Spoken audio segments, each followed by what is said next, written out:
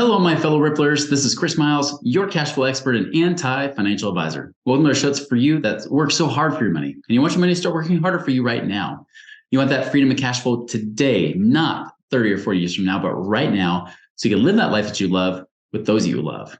But most importantly, guys, it's not just about getting rich. It's about living a rich life, because as you are blessed financially, you have a greater capacity to bless the lives of those around you.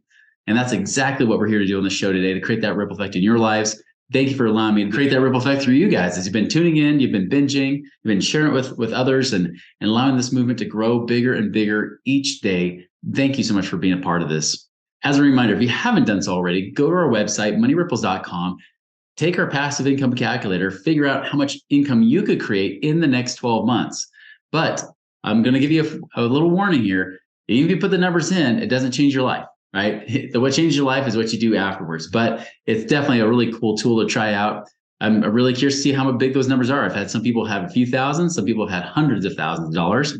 Question is, what's your number? So check that out today. Chris Miles was able to retire twice by the time he was 39 years old. But he's not content to just enjoy his own financial freedom and peace of mind. Chris wants you to have your own ripple effect, so you can live free today. He's not the financial advisor you expected. He's the anti-financial advisor you deserve. He's jumping behind the mic right now, ready to make waves. Here's Chris Miles. All right, guys. So I brought on one of my mentors, somebody who's actually helped Money Ripples create a bigger ripple effect. And in fact, almost all the expansion we've done lately has been because of this man that we're talking about to here today. And so really excited to be able to bring on Gary Harper today. Now, Gary, he owns companies like Harper, everything. They got lots of subsidiary companies. He's got his new company, Rise, we're going to talk about today. But specifically what he's helped me do, and I know it can help many of you, especially those that are business owners, he's been like the number one guy in the real estate space. I mean, somebody who really helps. If you ever read the books Traction, I mean, he really gets that EOS type of system implemented in people's lives. I know it's changed my life and what we've done in our company as well, allowing us to be able to grow, get the right personnel, but also just to be able to make this something more manageable. And so that's really what I want to pick Gary's brain about today, is really understand like what he's teaching now, what he's seeing, especially with businesses, because man, this might be the best time, especially when everybody else is kind of freaking out in the world. This might be the best time to get your business growing. So Gary, welcome to our show today. Thank you for having me, man. And what an honor to be on a show like this, touch moving people. And Chris, obviously, we're very proud of you and what you do and your heart for wanting to give back and help other people. So I think it's one of the things that connected with you immediately on. It's not only your story and your ability to rise up again was also through that. And that's one of the, I couldn't wait to tell you this on the show, but it's one of the inspiring reasons why I called the curriculum what we have now Rise Up, is because people like you that literally rose up again from nothing and had to reinvent themselves. And so it has a personal meaning to me, because I had to rise up at one point out of my ashes. And it's really inspiring to see and know your story in that. So to be on your show is very much an honor. Yeah. Well, I mean, it's cool like going to see how things progress, isn't it? I mean, it's always fun because we all have our own stories. I know you have yours. Tell us more about your story and just how you came to be at this point. Yeah. So I started off in corporate America at a young age, and I was a janitor, got kicked out of school at a young age, and then found myself in corporate America at an entry-level position. Was able to work myself up to an executive in a Fortune 500 company. And through that, I learned a lot about like how to build a business and how to build processes and systems and structure and hiring and leadership and engagement and brand and sales and all the things business.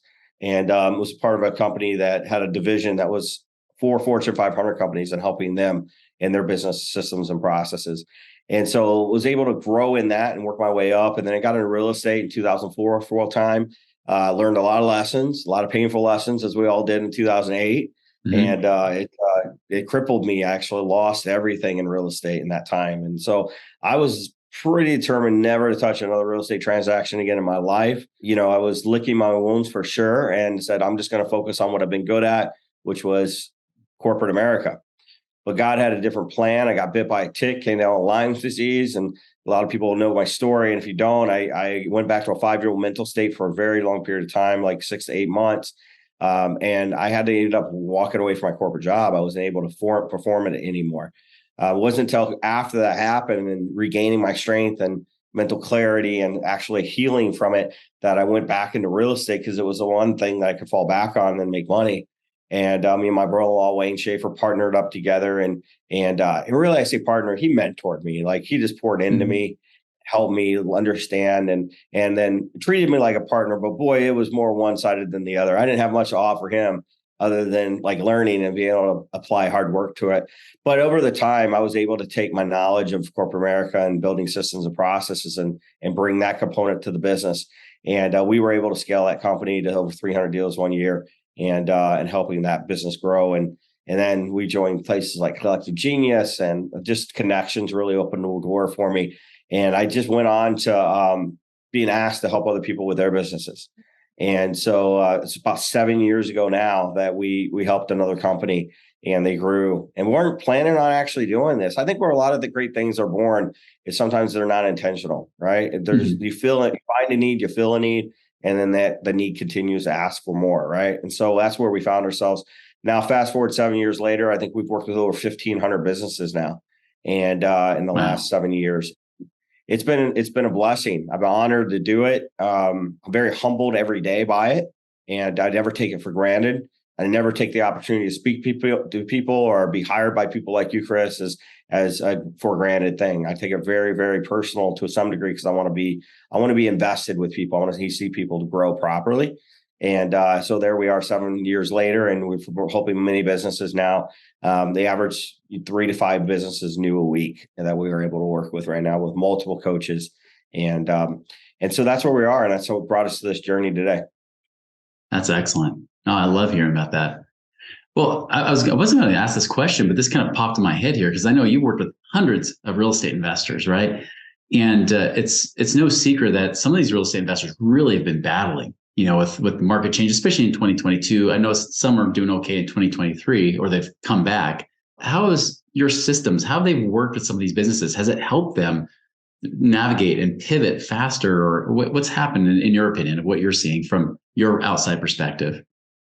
No, great question. The teams that we worked with going into 2022, because we were driving them down from their purpose into their profits, into their performance, and then down into their profit or their process, they were able to see the process shifting prior to it affecting the profits, right? Yeah. Because the cash conversion cycle goes from process to profits. And so profit is very much a lag effect. So where you get guys talking like, I'm struggling, it's already so far downstream at that point that you're going to be in the thick of it, right? And the key to a market shift is seeing the change happen in the process before it affects profits. And so working with the teams we worked with in 2022, the ones, and I'm going to be transparent here, because I don't think that everybody we touch turns to gold either. There are clients that were like, your process is breaking. And they were like, but we're still making money. I'm like, I get that, but your process is breaking. And if we don't fix it, you're not going to be making money at the end of this cash conversion cycle. Yeah. And it's hard, Chris. It's hard for some visionaries to make structural changes when the money's still coming in. They're scared. They're like, I don't know, man, this is probably, it could be temporal. Like, what if we change too much? What if we change too fast? And it affects us. Like, what if I'm like, but it's going to affect you if you don't, because you're not going to have the profits on at the end. And some of those companies struggled when they didn't listen, when they didn't heed that call, and they didn't make the adjustments properly, or they waited. I had some of them still do it, and they waited. So they still went through this suffering period and then lift out again. Where there are others, I think of one in particular, one of our bigger clients in San Diego, who started seeing it in March. We saw it with them, and they made the right adjustments. And they had a very, very small dip.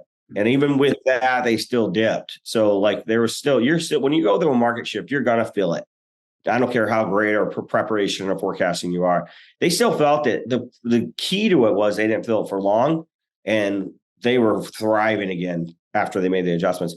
The innovator of the company, what I call the innovator, it's not just a visionary. Visionaries are like, they see it once it's created. They can see where it can be.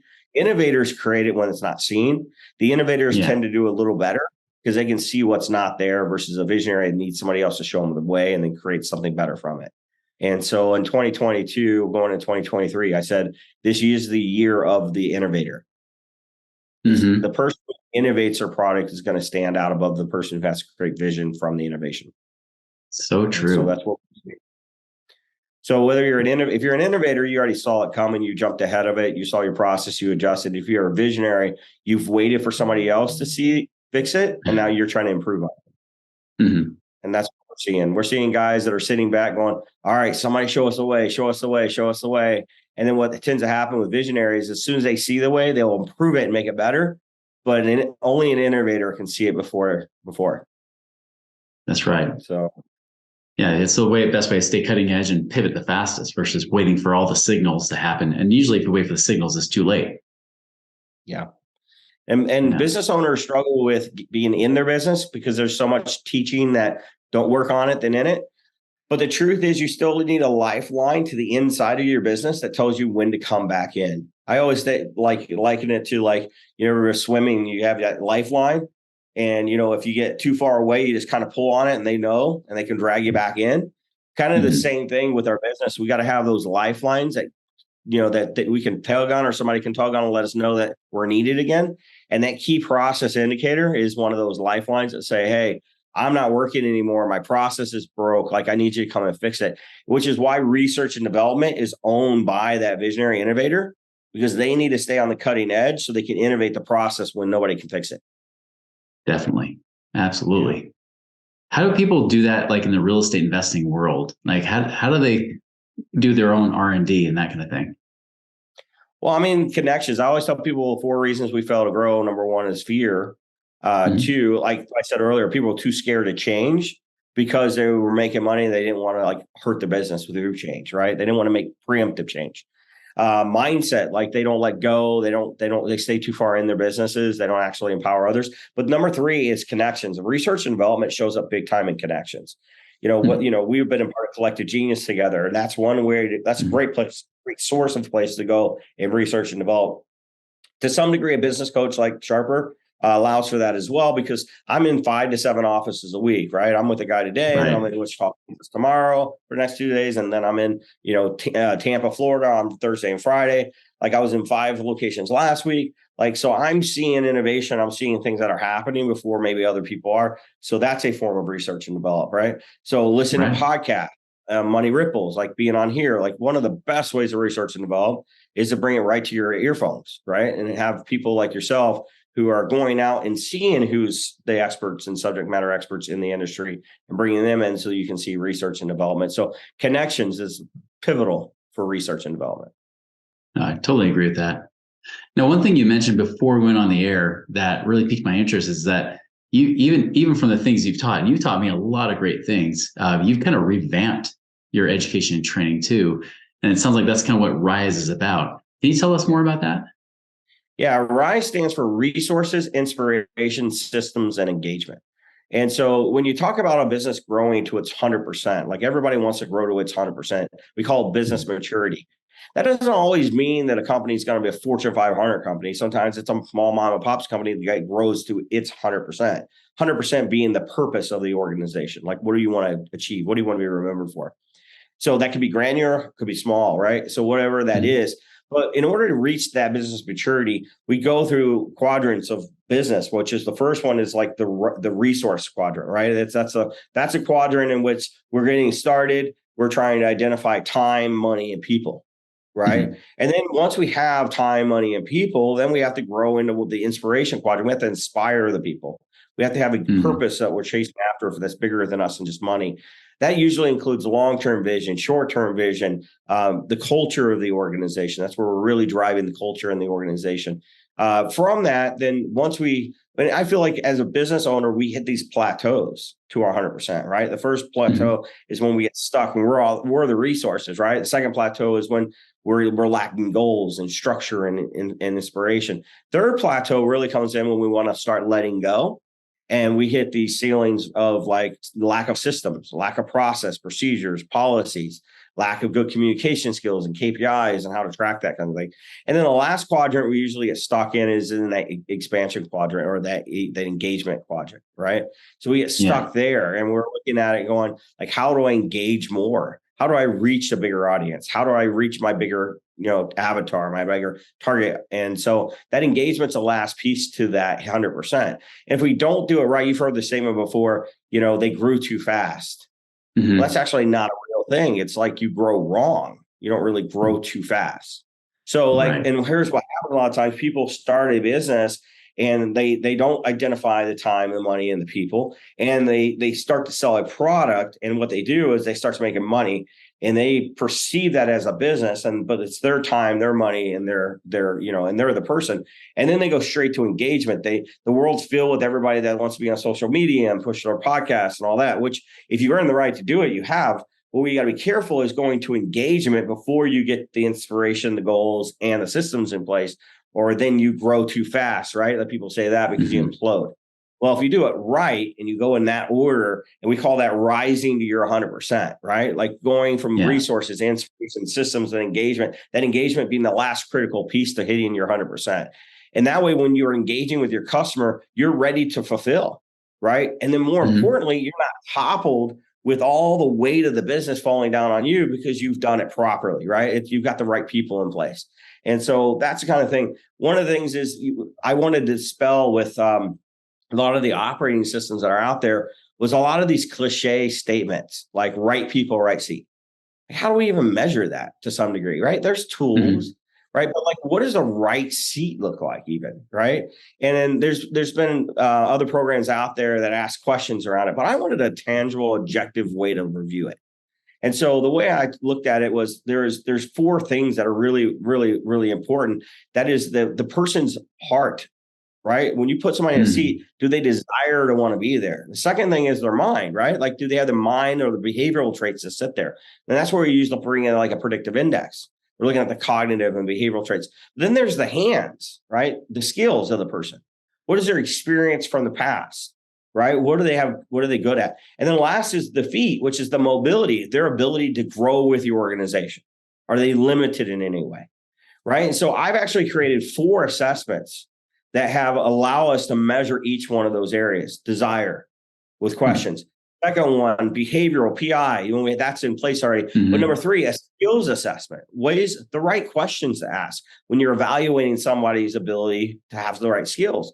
And then last is like that mobility, like the right assessment of looking at, can they grow with the organization? Now, why is that important? Because when we define right seat, we're looking at 2 components. We're looking at, do they have the potential and do they have the performance, right? Potential is in the area of cognitive and behavior and mobility, their potential to grow and their potential to not have to modify to do the job. Where the performance comes from desire and skills, right? And so I wanted to figure out a tangible way, and we've done that, to measure if somebody's a high potential and a high performer, right? Yes. And so in the resources area, that's what I wanted to do. We also brought in with this the ability to, in the performa area, is we brought in the ability to look at finances properly. What is your performa? Look at what is your budgets? What is your P&L? What are your variance reports? So like we feel when we're writing this operating system, we felt it was critical to bring that component in early on, right? Not wait until you're established. And now what happens is you want to expand, you want to grow your business, and you don't have the money and resources to do it, right? And so resources have to capitalize on. We help you develop a performa, a P&L, a budget, and a variance report so you're managing your finances properly, help you forecast that. So that's what we do in resources. Inspiration is key as well. Culture for me is one of the things that has been most elusive. Like, how do we create a culture? And so like I found that after doing this as many years as I have, that culture comes from somewhere. It comes from value alignment. So we got to have core values. It comes from purpose alignment. And right now, the millennials group is made up in the workforce of 52%. So purpose matters to people right now. And more importantly, does their purpose align with yours? Can they see how their purpose is fulfilled by helping the company achieve its purpose? All right. So we have value alignment. We have purpose alignment. Then we have goal alignment, long-term goals and short-term goals. Right. So if we can get people aligned in those 4 areas with the company, we'll create a great culture, right? And that transcends business. your personal life, man, you got to have, I said this, in your marriage, you better have alignment in values, you better have alignment in purpose, and you better have alignment in goals, long-term and short-term, or you're not going to be okay. Your relationship's going to suffer. And any relationship that's ever ended is because one of those changed. Mm-hmm. Great leaders will look at it and go, I love them. I love that person, right? And you might separate and go different ways. I've had partners over the years. One of the person I admire very much is Eddie Wilson, right? I love the guy. And, mm-hmm. Just because you grow apart in values, purpose, or goals doesn't mean that you don't care about the people, right? At some point, mm-hmm. you respect who they are and you go the route that empowers them to be who they are, right? And so it's important to understand that our business is no different. Like our employees at some point may outgrow our goals. Their purpose might shift. Maybe their values even change. People change. It just happens. Mm-hmm. We won't condemn them for it, but we protect the business, making sure that there's still alignment, right? And when we have alignment, it creates an inspiration, right? And so the third thing for us is that systems area, right? And we're awesome. This is the area I think we grew the most. By the way, in the inspiration, we want to make sure we those people are the right people when they align with us. And so just like in resources, we created another assessment that allows us to evaluate, we trust them as a person, right?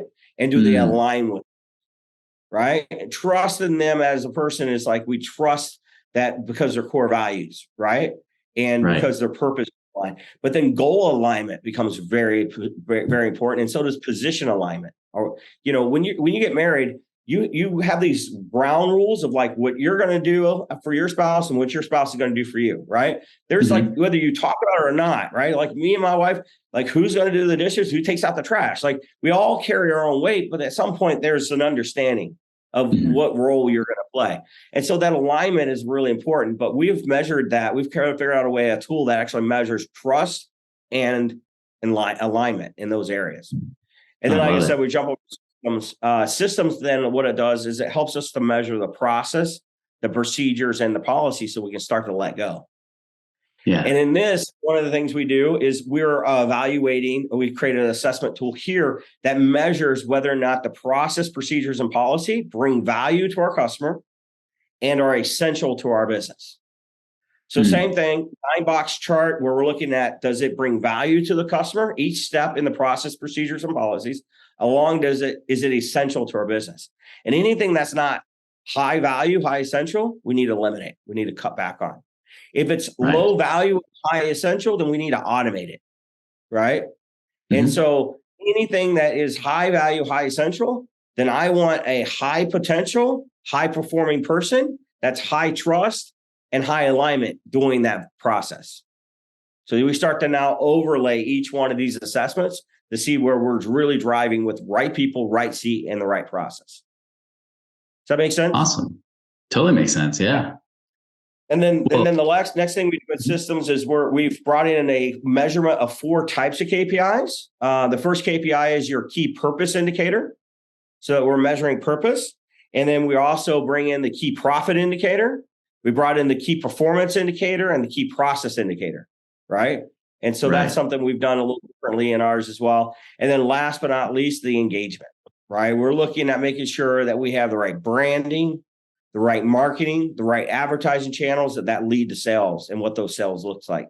And so our curriculum is written away in 4 parts. There's 4 days to our curriculum of driving home resource day, inspiration day, systems day, and engagement day to make sure we're maximizing the business's potential to its 100%.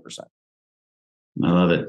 I wish you were around when I first launched Money Ripples rather than when I relaunched, the purpose behind it, right? But I mean, that's the thing. I'll tell you from my own experience, and you know this, of course, but I mean, when we hired Danielle, who was our chief marketing officer, as well as our integrator in the company, man, could not have been a better heaven sent and somebody that really we see long term, in our company. And that's in large part because you guys helped align that and helped me get through 200 plus applicants to narrow down to just the top, the few, the proud, and with her, we knew right away, like, you're it, like you're the fit. And it's been awesome ever since. So, I mean, that's all due to you and your company. I mean, it's a great organization. Did Harper Talent help you hire them?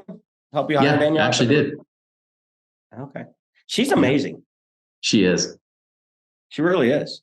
And I don't just saying that because Talent hired her. I'm saying that because like the interactions with her at CG and other places, she is very much a huge talent to your organization. I really, really like her. I think she's phenomenal. Still blows my mind that, she was born when I graduated, right? High school. But, that's the thing. It's like, she's incredible. She's a great talent. So, yeah, again, thank you to your company and your organization for helping us find her. Really, really am grateful for that.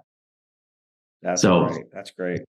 If people want to get to know more about what you offer or how you guys work and operate, what's the best way that people can find you? Sharperbusiness.com is our website. And that takes you in. The way we approach things is we start every engagement with somebody doing a free business assessment. And so we have we talked about earlier, a lot of different Sharper components and businesses. And what we're looking to do is not confuse our audience at all with what that is.